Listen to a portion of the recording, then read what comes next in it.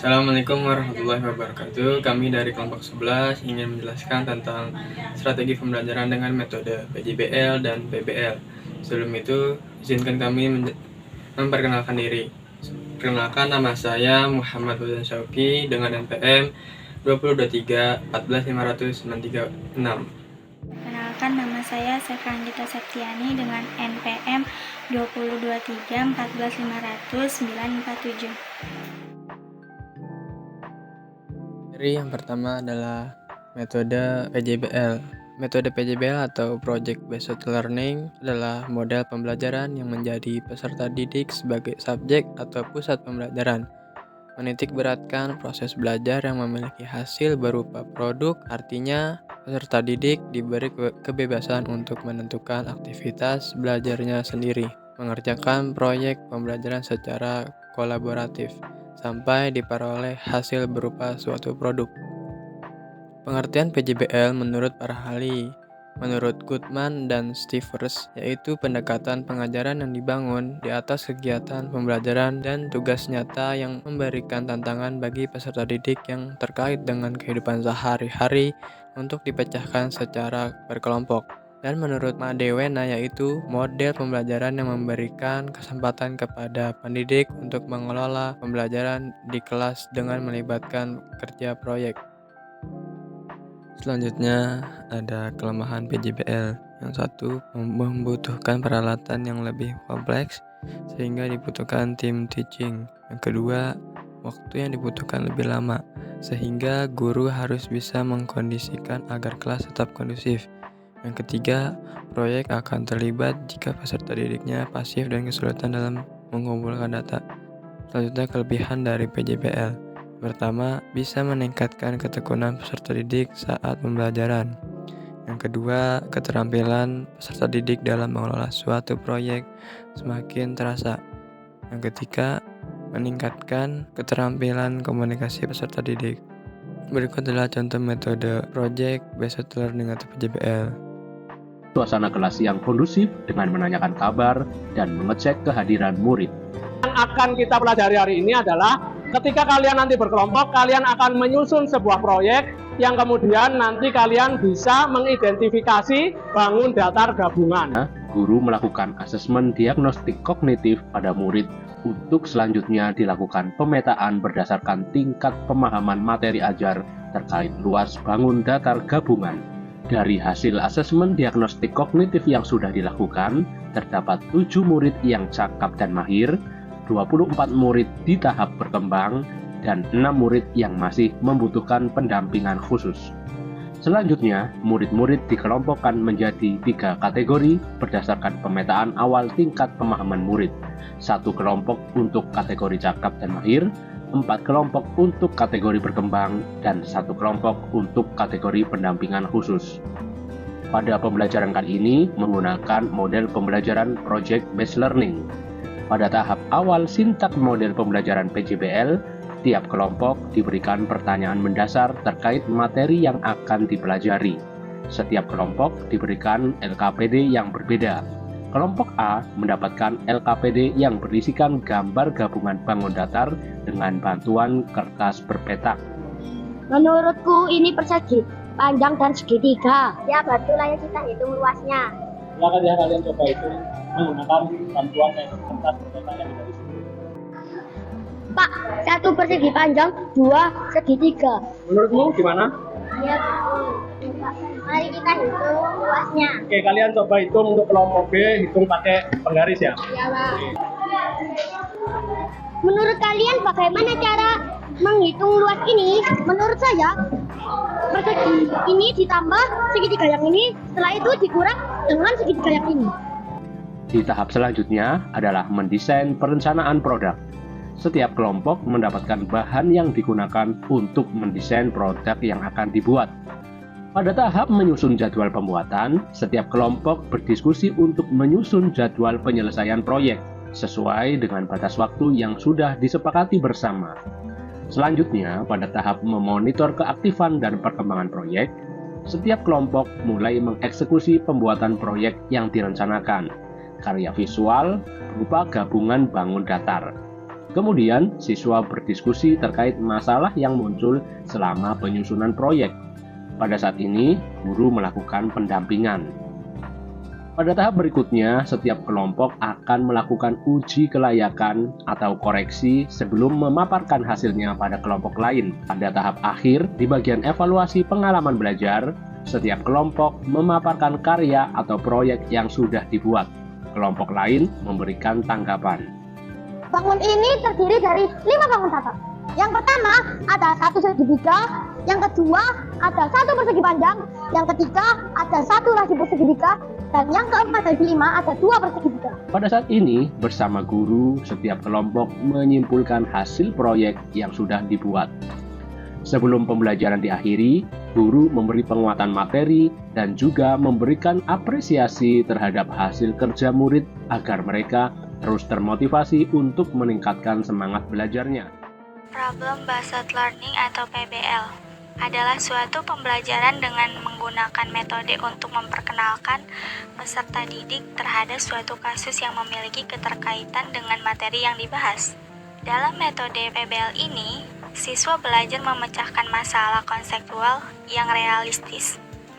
PBL juga berbeda dengan metode pembelajaran tradisional seperti pembelajaran berbasis ceramah atau tugas. Dalam PBL, siswa terlibat langsung untuk aktif selama belajar. Menurut Soimin, problem based learning adalah cara mengenal bagaimana menciptakan suatu suasana belajar yang mengarah pada permasalahan sehari-hari. Tujuan dari PBL atau Problem Based Learning 1. Untuk meningkatkan keterampilan berpikir secara kritis dari peserta didik dalam memilih dan memutuskan sesuatu. 2. Memberi pelatihan dalam menyelesaikan permasalahan secara sistematis, matang, dan terencana sehingga hasilnya positif. Ketiga, Problem Based Learning digunakan untuk membantu peserta didik memahami dengan benar peran dewasa di kehidupan. Kekurangan Problem Based Learning atau PBL 1. Meski merupakan metode pembelajaran yang diandalkan, tapi tak semua materi pembelajaran dapat menerapkan sistem ini. Yang kedua, memiliki waktu yang dibutuhkan dalam menyelesaikan materi pembelajaran tergolong cukup lama dan tidak sebentar. Yang ketiga, bagi peserta didik yang tidak atau belum terbiasa melakukan analisis suatu permasalahan karena tidak semua memiliki keinginan untuk mengerjakannya. Kelebihan Problem Based Learning atau PBL 1. Peserta didik dilatih untuk bisa selalu menggunakan pikiran agar kritis dan bisa terampil dalam menyelesaikan suatu permasalahan. 2. Agar dapat memicu adanya peningkatan aktivitas dari peserta didik di dalam kelas dengan pembelajaran sambil mempraktekkan. 3. Adanya sistem pembelajaran ini membuat peserta didik agar terbiasa untuk belajar tetapi menggunakan sumber yang relevan.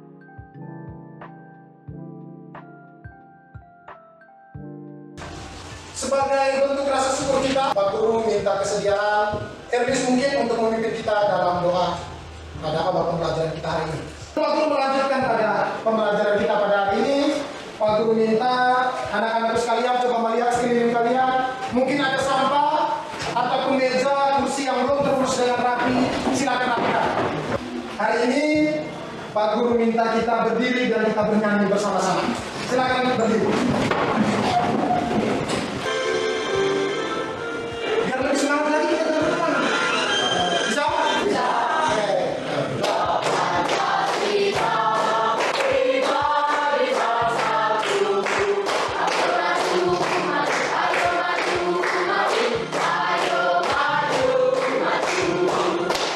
Tepuk tangan dulu. Ada yang masih ingat materi minggu lalu kita materi tentang apa? Siapa? Ya, silakan Ika. Materinya tentang rumusan dan penetapan Pancasila sebagai dasar negara. Betul sekali, tepuk tangan dulu. Masih ingat tidak kapan sidang BPUPKI pertama dilaksanakan? Siapa masih ingat? Saya Pak. Ini ramai sekali ini. Oke, silakan Claudia. Pada tanggal 29 Mei sampai 1 Juni.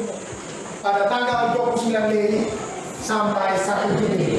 Dan pembelajaran kita hari ini itu berkaitan dengan norma dan keadilan.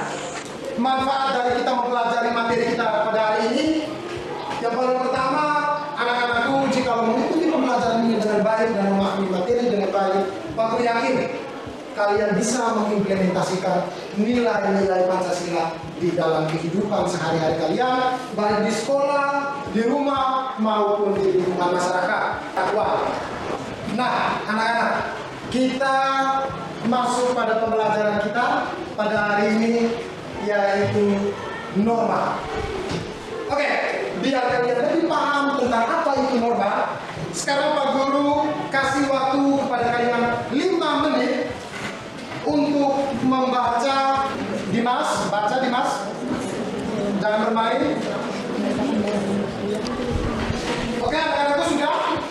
Ada? Silakan anak-anakku sekalian melihat gambar di depan. Siapa yang bisa memberikan pendapatnya kira-kira perilaku ataupun pada gambar ini apa yang terjadi? Siapa yang bisa? Oke, silakan, Roger. Gambar 1 menunjukkan para guru dan para siswa saling bersalaman. Tentang apa itu norma, Pak Guru akan menyajikan sebuah video. Silakan kalian menyimaknya dengan baik. Bisa dengar?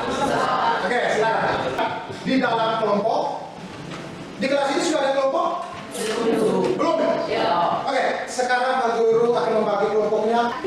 Yang satu menjadi kelompok 1 dan seterusnya. Silakan kelompok 1 ada di sebelah sini, kelompok 2 sebelah sini, kelompok 3 di sana, dan kelompok 4 di situ. Secepat mungkin. Ayo, ini sahabat Pak Guru bagi LKPD kepada 4 kelompok.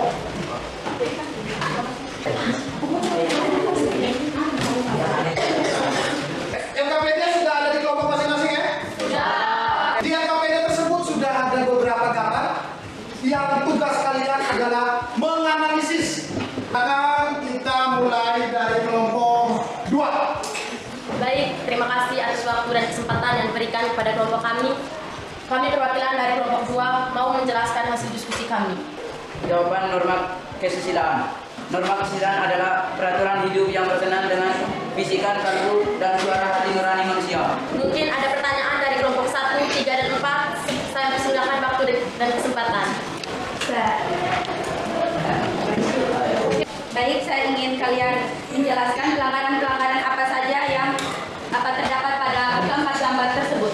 Terima kasih atas pertanyaannya. Kami akan menjawab pertanyaan dari kelompok 1. Diskusi kita hari ini sangat luar biasa. Tepuk tangan dulu untuk kita.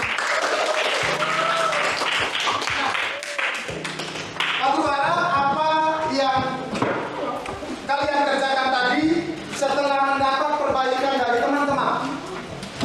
Dari teman-teman kalian tadi ada pertanyaan, ada kritik, silakan kalian tulis di LKPD sambil mendengar penjelasan yang Pak Guru berikan di sini. Dengar ke sini, mohon perhatikan ke sini. Yang LKPD tadi sudah diperbaiki?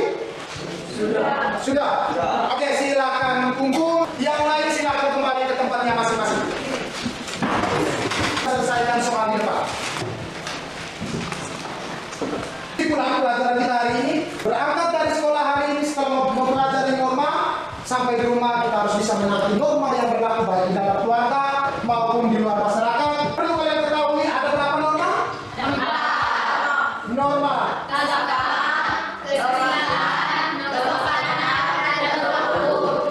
Dari pembelajaran kita hari ini, kira-kira proses pembelajaran kita hari ini bagaimana?